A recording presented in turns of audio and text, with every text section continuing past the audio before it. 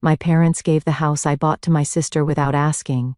So I stopped paying and let the bank sell it right from under them. I'm 28, working my butt off in tech, living frugally, sharing an apartment with 2 roommates to save every penny. I wouldn't call my parents poor, but they've never been financially stable either. My folks have had their fair share of money struggles over the years. My dad, especially, was always switching jobs, sometimes laid off, trying different things to make ends meet. They've always been on the edge of being okay and just barely scraping by, if you know what I mean. Growing up, my sister Perry and I didn't exactly have the same treatment. She's 3 years younger, and man, she's always been the favorite. They let her do whatever she wanted, like she could never really do any wrong. She dropped out of high school, didn't have any plans to go to college, and pretty much floated around, doing odd jobs here and there. Meanwhile, I was the responsible one. My parents always had these big expectations for me, always hinting that I had to be the one to make it because Perry, well, she wasn't going to. So they stretched their savings thin and took out loans to get me through tech school.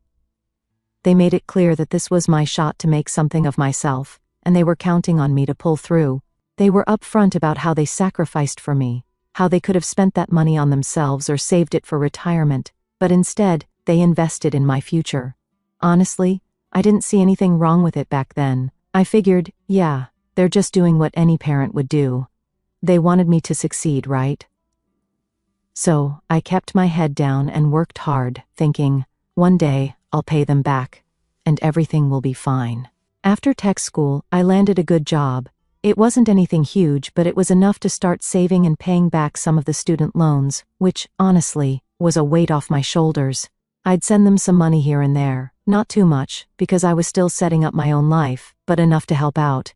Every time I sent something, Dad would remind me of the big sacrifices they'd made, hinting that there was still more they deserved. This was mostly through subtle comments like, "Don't forget where you came from," or "Remember who got you here." Real subtle, but I got the message. Then, one night, I'm back home visiting for a few days. It's the first time I've been able to take some real time off, and we're sitting around the dinner table, just talking.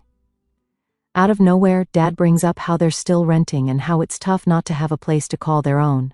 He talks about the rent hikes, the noisy neighbors, how tiring it is to move every few years when the lease is up. Then, he looks straight at me and says, "We're just wondering when we can stop living on rent and finally settle down, you know."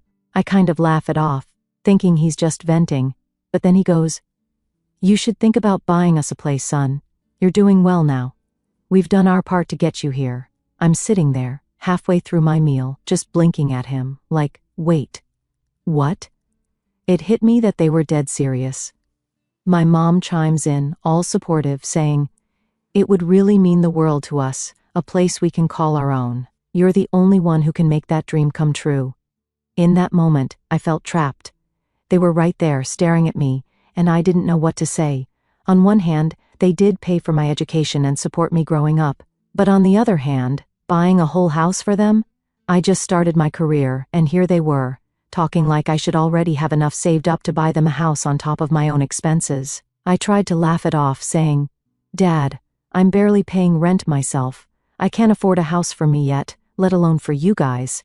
But they brushed it off with a smile and this knowing look, like they believed I'd figure it out eventually. Over the next few months, they kept dropping hints. Every phone call, every time I'd visit, there'd be a comment like, "It would be so nice to settle down somewhere," or "All we want is a small place, nothing big." And they'd follow it up with the usual reminders about sacrifices, how they didn't have a choice but to drain their savings for my school, how much they went without. I couldn't even argue with them. Everything they were saying was true. They had put everything into my future, and they did make sacrifices. But it started to feel like they weren't giving me a choice either, like they were pushing me into a corner. Guilt was their tool, and they wielded it well. Eventually, I caved. After years of saving and cutting back, I managed to scrape together enough for a down payment. I wanted to do it for them, partly because I felt I owed them, but also because I thought it would finally put an end to all the guilt trips. So, I bought them a house. Nothing crazy, just a simple place in a quiet neighborhood, but it was theirs. I was still sharing an apartment, but I thought, this is a good thing. They'll finally be happy. And maybe now they'll let me live my life. For the first few months, they were thrilled. Every call I got from them was about how great the house was, how comfortable they felt, how proud they were to finally have a place to call home. They showed it off to their friends and family, and for once, it seemed like the constant pressure was lifted. They had their house, and I was finally free to start focusing on my own goals. But as much as I thought it would create distance, it didn't. The house only got brought up more. Mom would mention how they were making it a true home and all the little upgrades they wanted, hinting that it would be great if I could help out with those costs too. Dad would remind me of the mortgage payments, saying, "We're all contributing to make this happen." It felt like every time I'd call, there was something new they wanted to discuss about the house. Still, I kept paying the mortgage, sending extra money whenever I could so I could close it off sooner. My life was just work, save and repeat, but it felt like I was working toward something good. After all, I'd made their dream come true, right? I thought that was what mattered. But every time I'd look at my own savings, I'd get that sinking feeling. I was still just getting by, making all these sacrifices for a house I couldn't even live in, while they sat comfortably in what was supposed to be our accomplishment. So, now that my parents had the house, I figured things would finally chill. I thought they'd back off a bit, you know? I mean, I'd done something pretty huge for them. But the whole favorite child thing with my sister Perry just kept creeping back in, and it was like the more I helped, the more they leaned on me. I kept telling myself it was no big deal, but I was starting to feel more like a wallet than a son. Perry's always been treated differently, even though it's obvious to everyone but my parents. Growing up, she was never held to any standards. She dropped out of high school, got into stuff that didn't really pan out, and kind of drifted from job to job. But in their eyes, she was just finding herself or exploring her options. They always found a way to paint her choices in some forgiving light, while I was told to stay focused, work hard, and basically make something out of myself so I could support the family. When I was in high school, it was pretty clear who they were betting on. I got drilled about my grades, career plans, and any move I made. Meanwhile, Perry could bring home FS on her report card, and Mom would tell her, not everyone's cut out for school. She could do no wrong, and I was the one expected to set the example. They saw me as their insurance, the one who would go out and make sure everyone was taken care of. Perry was like the family pet, except, she got everything handed to her. So, here I am, paying for the house, while they're treating it like it's her space too. I didn't think too much of it at first. After all, it was technically their house, so if she wanted to come over or stay for a weekend, it wasn't really my business. But then I'd get these weird comments from my parents about how Perry really loved the new place, or how she'd been staying there for days at a time. They even started talking about how great it would be for her to settle down nearby. That little hint just kept popping up. Every time I'd visit or call, every single conversation with them started turning into some variation of, "It's so good for Perry to have stability nearby." They'd say things like, "Maybe she could live here while she figures things out." They'd say it in a casual way, like it was nothing big, just something to think about. But I'd worked my ass off to buy that house for them, not to fund a place for Perry to crash whenever she felt like it. A few months in, I realized that her little visits weren't just visits anymore. She was practically living there. I didn't want to jump to conclusions, so I asked Mom about it directly one day. She gave me this vague answer, something like, "Oh, well, she's just here helping us out around the house." Helping with what, though? Every time I'd visit, Perry was there, just lounging around like she owned the place. One weekend I decided to pop by unannounced. I hadn't told them I was coming because, well, I wanted to see for myself what was really going on. I get there, and it's not my parents who open the door, it's Perry. She's wearing pajamas, looking super comfortable, like this was her place. She seemed surprised to see me and actually asked, "Oh, what are you doing here?" As if I was the one intruding. I remember just standing there, a little stunned, trying to process why she was acting like she'd been there for weeks. I go in, and the whole house is set up with her stuff everywhere. There were clothes and bags and makeup strewn around. It was like she'd moved in, no question about it. I ask her, "Where are Mom and Dad?" She shrugs, saying, "They're out shopping or something, and won't be back for a while." I sit down, trying to play it cool, but inside, I'm fuming. We sit in this awkward silence for a few minutes, and I just can't take it anymore. I go, "So, are you staying here for a bit?" She just shrugs again, saying, "Well, it's a nice place." Mom and Dad don't mind me hanging out here. I wanted to tell her off. Say something like, yeah, well, maybe I mind, but I knew that would blow up into something bigger. So instead, I just nodded, biting my tongue, trying not to lose it right there.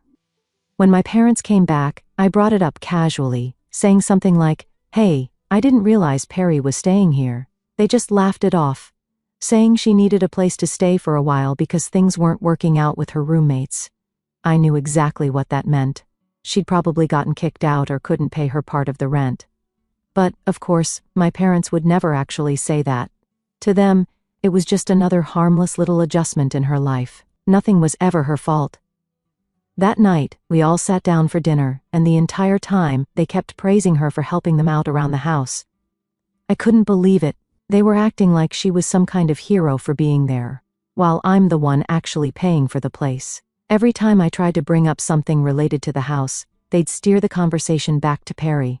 How good it was for her, how she was finally getting her feet on the ground, and how this was just what she needed to get on the right track. It was like I wasn't even part of the picture anymore. They were making this house about her, as if my sacrifices didn't exist. After that night, I couldn't shake this feeling that I'd been duped. I didn't sign up to buy a house for Perry. I bought it for them, thinking I'd be giving them security. But it started feeling more like I was financing Perry's new life. I left that visit feeling frustrated, like I'd walked into a trap I didn't even know was there. It was becoming clearer that my parents had a blind spot the size of a house when it came to Perry. I couldn't help but feel like I was being taken advantage of, and it was getting hard to ignore. The next time I talked to my parents, they dropped another bomb on me. They started talking about how settled Perry seemed to feel in the house, and how great it would be if she had her own space. I tried to laugh it off, saying, well, she's got to find her own way eventually, right? But they just looked at me with these blank stares, like I wasn't getting it, and I realized then that they had a different idea about what her own space meant. All right. So here's where things went completely off the rails. After that last visit, where I'd walked in on Perry just lounging around the house, I figured she'd be moving out soon, or at the very least, she'd help out if she was planning to stay longer. I thought maybe she was just crashing there temporarily, like we all do when we're going through something. But a couple of weeks later, my mom calls me up, all casual, and drops a bomb on me. They'd actually moved out. Yeah, you read that right. My parents moved out of the house I bought for them, and Perry had moved in full-time instead. I sat there, phone in hand, trying to process it. I couldn't believe what I was hearing. I mean, I bought that house specifically for my parents, thinking it would give them the stability and peace of mind they deserved. And now, out of nowhere, they just handed it over to Perry. No heads up, no conversation, just a casual announcement, like I'd have no problem with it, I asked, trying to keep my voice steady. Why would you move out? This house was for you and Dad, not for Perry. My mom just laughed, brushing it off like it was no big deal. Oh, honey, we needed a fresh start. Besides, Perry needs the house more than we do right now. She's trying to get her life together, and having a stable place to live will help her a lot. She said it so matter-of-factly, like it was the most logical thing in the world. She's trying to get her life together, she explained, like that justified everything. She needs stability, especially if she's going to have a family someday. I was just sitting there, stunned, trying to wrap my head around what she just said. Stability? What about the stability I'd been working toward? What about all the sacrifices I'd made to make sure my parents had a decent home to live in? And now, out of nowhere, Perry was just taking over, and they hadn't even bothered to ask if I was okay with it. Finally, I asked them flat out. So, are you saying Perry's living there full-time now? And what about the mortgage? Who's paying for that? My mom's tone shifted, sounding almost defensive, like I was accusing her of something. Well, honey, you're doing well for yourself now, aren't you? It shouldn't be a big deal for you to keep paying a bit longer. Besides, she's family. There it was, the "you're doing well" line again. As if my hard work and all the sacrifices I'd made meant they had free access to whatever I'd built for myself. I tried to keep my cool, but it was like a slap in the face. I said, Mom, this isn't what we agreed on. I bought that house for you and Dad, not for Perry to live rent-free while I cover the bills. She sighed, sounding exasperated, like I was the one being unreasonable. We thought you'd understand. She's struggling, and she doesn't have the same opportunities as you. You've always been the responsible one, and we're just asking you to help a little longer." At that point, I was barely holding it together. "Help a little longer? Mom, I'm paying for the entire thing. It's not a little help. I've been paying extra every month to get this paid off faster, thinking it was for your stability. Now you're telling me you just handed it over to Perry without even asking me?" My dad chimed in then, trying to sound calm and reasonable, but he came off more patronizing than anything. "Son, we didn't think it'd be such a big deal. We know you're financially stable, and Perry could really use this. It's just until she gets back on her feet." "Gets back on her feet?" I said, my voice rising despite trying to keep it in check. "She's been getting back on her feet her entire life. When does it stop being my responsibility to fix everything for her?" They just sat there, looking at me like I'd done something wrong. Finally, my mom said, "Well, maybe we shouldn't have assumed you'd be so willing to help your own family." The way she said it, like I was the bad guy, just hit me hard. It was like no matter what I did, they'd always find a way to turn it on me. I got up to leave, saying, "Look, this needs to change. Either she pays her part, or you guys do. But I'm not just footing the bill for Perry to live for free in the house I'm sacrificing everything for." They didn't respond, just looked at each other like they were disappointed in me, as if I'd let them down somehow. Driving home, I felt more frustrated and betrayed than I ever had before. They'd pulled this move, blindsiding me with a decision that impacted my life in a huge way, and then they had the nerve to make me feel guilty for not wanting to just go along with it. It was like all my hard work and everything I'd done for them meant nothing. Back at my place, I tried to calm down, thinking maybe I was overreacting, that maybe I was being selfish for wanting a little say in how my money was being spent. But the more I thought about it, the more it sank in that I wasn't being unreasonable at all. I mean, who just hands over a house that someone else is paying for without even asking them? What kind of parents do that? And what kind of sister just moves in without offering to help out, without even considering that maybe this wasn't fair? I felt like I was at a crossroads. If I kept going along with this, what was next? Would I be expected to fund every little thing they decided to hand over to Perry just because I was doing well? Would I always be the backup plan, the one they could depend on whenever they needed money? I thought back to all the years I'd worked to get here, all the sacrifices I'd made. I'd spent my life trying to make them proud, working my way up so I could give them a better life. And now that I'd done it, it was like I was just a resource to them. Not a son with his own dreams, but a wallet. And Perry? She wasn't even remotely grateful. It was just expected that I'd step in and fix things for her whenever she needed it. The more I thought about it, the more I realized something had to change. I couldn't keep paying for everything without setting some boundaries, or this was never going to end. If they saw me as their financial safety net, they'd never stop taking, and I'd never be able to live my own life. So I made up my mind. I was going to have to set some hard limits, even if it hurt them, even if they didn't understand. Because at the end of the day, I'd spent too long sacrificing everything for a family that saw my success as theirs to spend, and I deserved better than that. After that last call, it was clear I had to make some tough decisions. The whole situation had gotten out of control, and if I didn't set some hard limits, they'd keep taking from me until I had nothing left. My parents had moved out without a word, turned my house into Perry's place, and had the nerve to use my extra payments to cover their rent. They didn't see a problem with any of it, and that told me they'd keep pushing until I put my foot down. I took a couple of days to think it through. I wanted to approach this calmly, not just come in guns blazing. The plan was simple. I'd tell them I wasn't going to keep sending extra payments, and if Perry wanted to live there, she needed to start contributing to the mortgage or move out. It was time for some real boundaries, so I called my parents and told them we needed to talk face to face. They weren't thrilled but agreed, and I headed over to their new place. The tension was thick when I arrived, and it was obvious they knew what this was about. We sat down, and I didn't waste any time getting to the point. "Look," I started, keeping my voice as calm as I could. "I found out from the bank that the extra money I've been sending hasn't been going toward the mortgage. I don't appreciate being kept in the dark about where my money's going." My dad tried to wave it off. "It's not a big deal. We needed the extra to cover rent since we moved out for Perry. You're doing well. We didn't think you'd mind.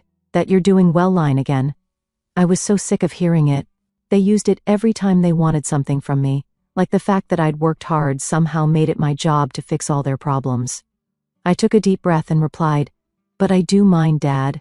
I bought this house for you, not for Perry, and the extra was supposed to pay off the mortgage faster, not fund a second place for you. I can't keep doing this. My mom gave me that disappointed look she'd perfected over the years. Honey, Perry needs stability. She doesn't have the same opportunities as you.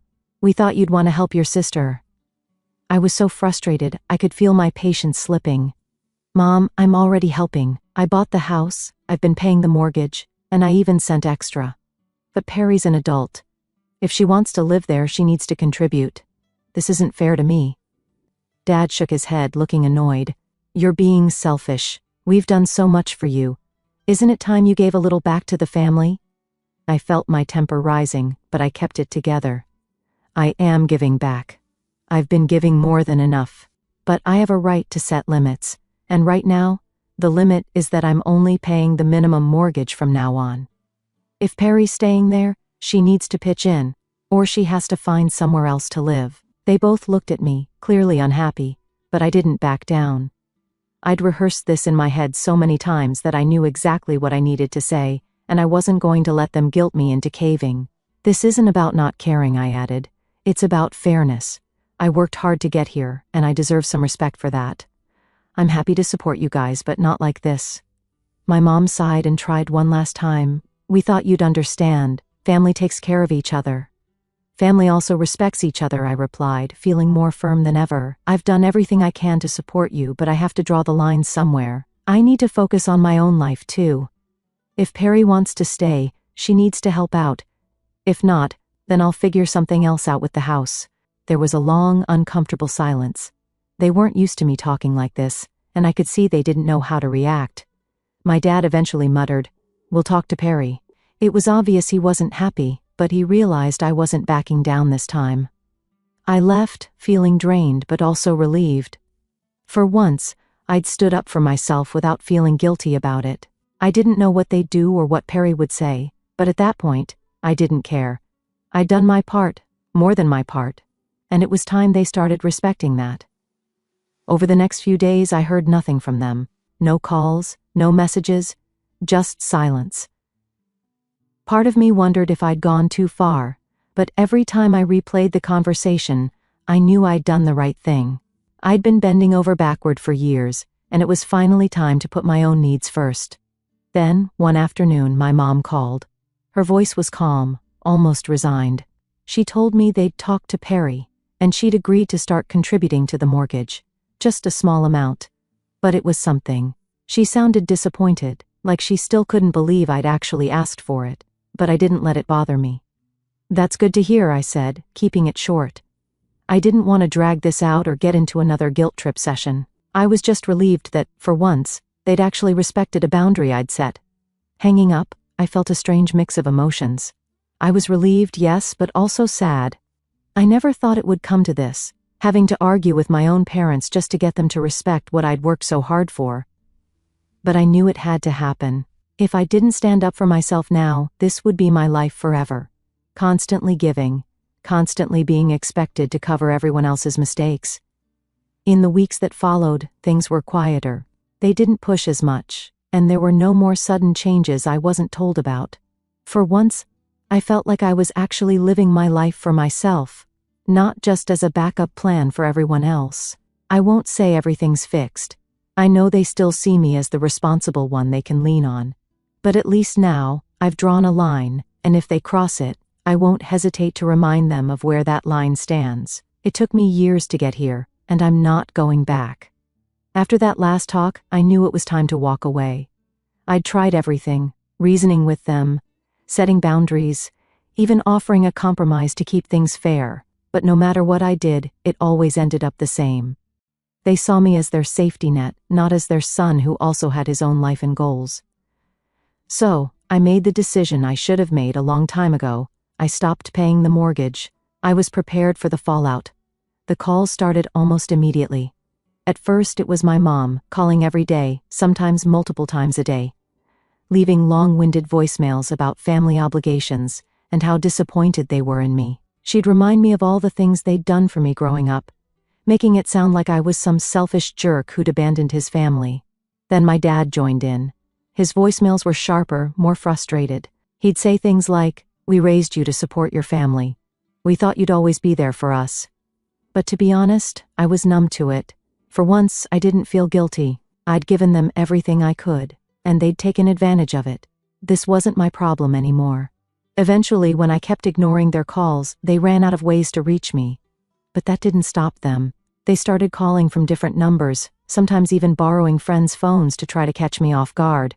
I'd see an unknown number pop up and hesitate, just in case it was important, but sure enough, it'd be another voicemail, from my mom, going on about how family doesn't abandon each other, trying to guilt-trip me right back into covering the mortgage. But this time, I wasn't having it. I blocked every number I could recognize. And when new ones popped up, I blocked those too.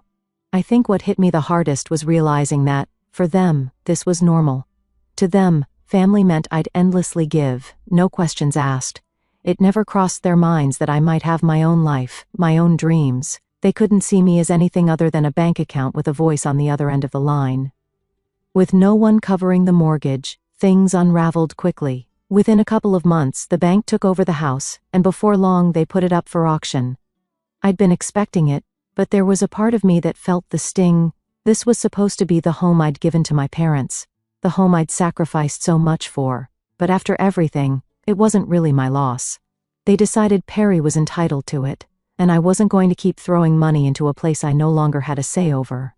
I'd had enough. When the house sold, Perry and her husband had to move out because they had no way of paying for it themselves. The calls started coming from Perry too, though by then, I'd already blocked her number. I didn't want to hear her sob story, didn't want to hear about how unfair it was that I was taking away her stability. She had been given every opportunity to step up, to help out, to at least take some responsibility, but she'd done nothing, and I wasn't going to listen to her whine about it now. Then came the guilt-laden messages from my parents, even after the house was gone. They didn't stop trying to make me feel like I'd betrayed them, calling me ungrateful and selfish, saying things like, "We never thought you'd just walk away from family." But to me, it felt like I'd done nothing but give to my family at the expense of my own life. All they saw was that the money had stopped flowing, and that was enough to make me the villain in their story.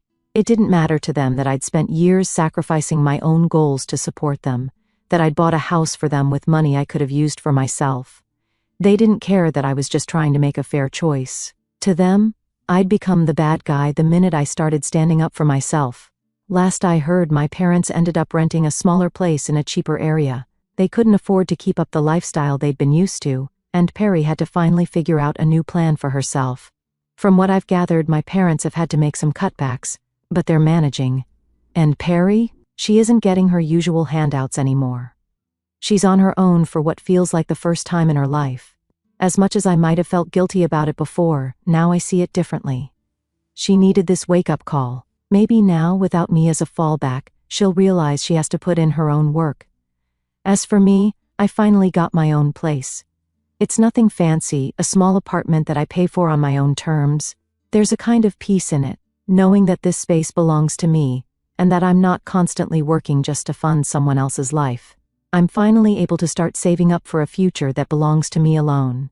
The idea of having my own house someday, one that's truly mine, is a goal I'm actually excited about. Looking back, it's wild how long it took me to see the truth. For so many years, I told myself I was just doing what was right, that family meant giving everything you had. But somewhere along the way, family became a way for them to take and take, without ever thinking about what it cost me. It's a harsh realization, but I needed it. I wasn't just their kid, I was their wallet. And as much as that hurt, it's helped me draw the line I should have drawn years ago. They say hindsight's 20/20, and I guess they're right. If I'd known how things would turn out, maybe I'd have handled things differently. But at the same time, maybe this was the only way for me to see the truth. All those years of guilt, all those sacrifices, I see now that it was more about control than love. They didn't want a son who was happy and independent. They wanted someone who'd take care of them without question. I don't know if they'll ever come to terms with what's happened. For all I know, I'll always be the selfish son who abandoned his family when they needed him. But honestly, I'm okay with that. They can think what they want, believe whatever story makes them feel better, but at the end of the day, I know I did the right thing by walking away. Now I'm finally free to focus on myself.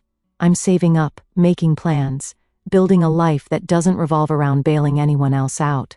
For the first time, my future feels like it's mine, and I can't even describe how good it feels to know that the things I work for will actually go toward my own life, not just get swallowed up by someone else's needs. It's taken me a long time to get here, but I don't regret it. If anything, I'm grateful I finally saw the truth and had the strength to make a change. Family should be about love and respect, not obligation and sacrifice. And now, I'm finally free to live by that.